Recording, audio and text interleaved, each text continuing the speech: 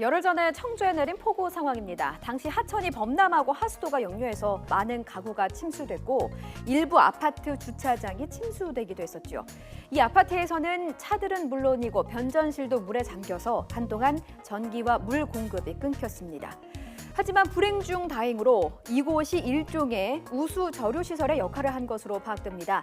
인근 다른 아파트보다 주차장 출입구가 낮아서 빗물이 이곳 주차장으로 집중이 됐는데요. 넘치는 빗물을 넓은 주차장에 채우면서 또 다른 침수 피해를 막은 것으로 파악됩니다. 입주민들은 수만 톤의 빗물이 주차장으로 유입된 것으로 추산하고 있습니다. 비는 그쳤지만 고통은 남아 있습니다. 침수 피해를 입은 것도 속상한데 막대한 복구 비용을 자비로 부담해야 하는 상황에 처했기 때문입니다. 침수 피해 주민들은 복구 비용은 물론이고 피해 보상 대상에서 제외됐는데요. 청주시 우암동 25층 아파트는 4억 2천여만 원의 변전실 침수 피해를 입었지만 가구당 230여만 원의 수리비를 부담하게 됐고요.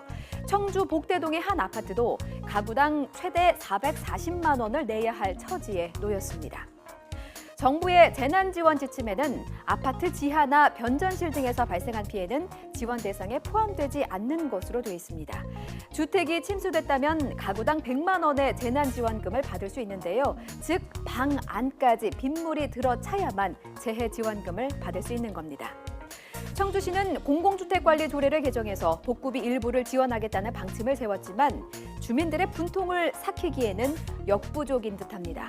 피해 주민들은 이번 침수 피해가 청주시의 부실한 하수 관리에서 비롯된 인재라고 주장하고 있는데요.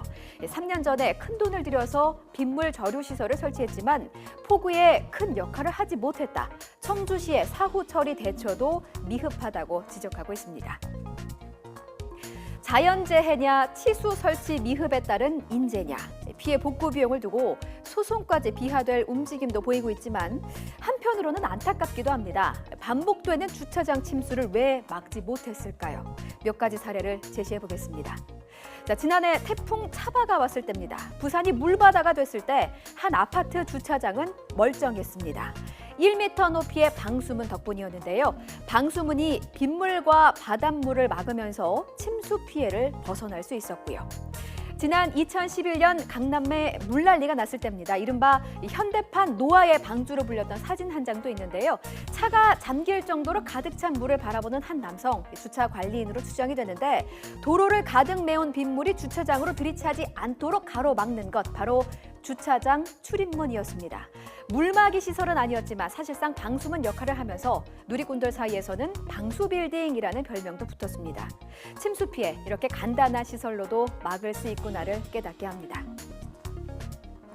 폭우가 내릴 때마다 주차장에 침수되는 피해 막을 수 있다면 막아야겠습니다.